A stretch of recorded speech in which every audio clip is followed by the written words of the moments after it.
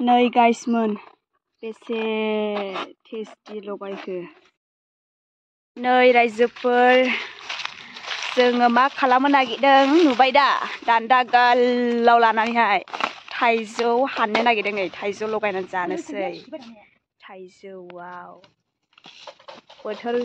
बोथोर गिबिनो थाइजौ मोनजासिगोन नै।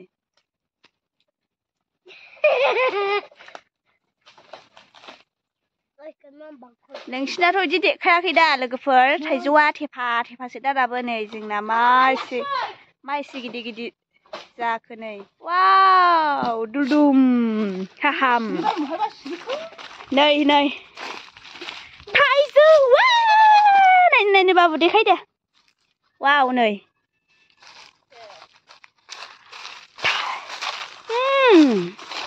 देन्जार गोथाव मोदोमखौ लगायनानै जानोसै जोङो नै रायजोफोर एसे साइज बेखौ नाङा।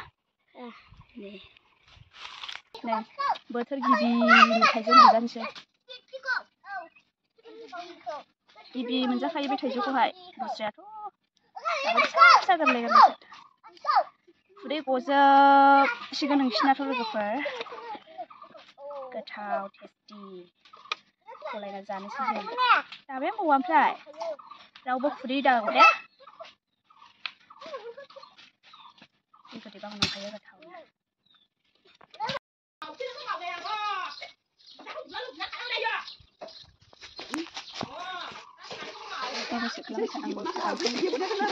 कमेन्टआव खिन्थाहरब्लानो जाबाय। माब्लाबा फैनानै जाफैनो हागोन आरो फिथाइया जोबाखै दाबो दंबायो। अनलाइनजोंबो अर्डार हरनो थाइसेयावहाय 50 थाखानि फानो दा मोनजेननायनि दा बोथोर गिबि मोनजेननायनि।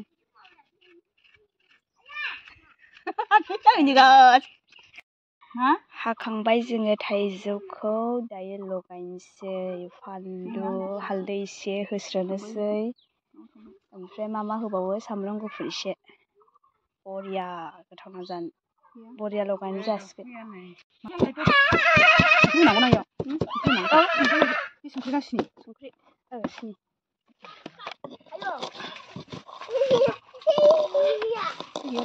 मा एसे गोथाव जाखो हाबाब नै रायजोफोर खुदै गनानै थादो नोंसोरो जोंनि जानायखौहाय नुबायसिगोनसै जों नोंसोरखौहाय। मोदोमबाय बिराद गोथाव मोदोमबाय टेस्टि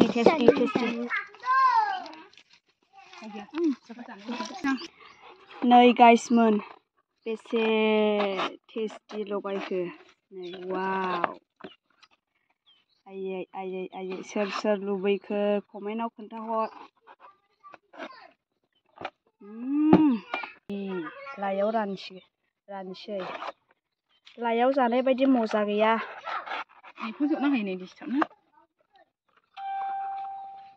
मा होनदों? इयावहाय दं नेबाव लाइआव जानाय बायदि इन्टारेस्ट गैया।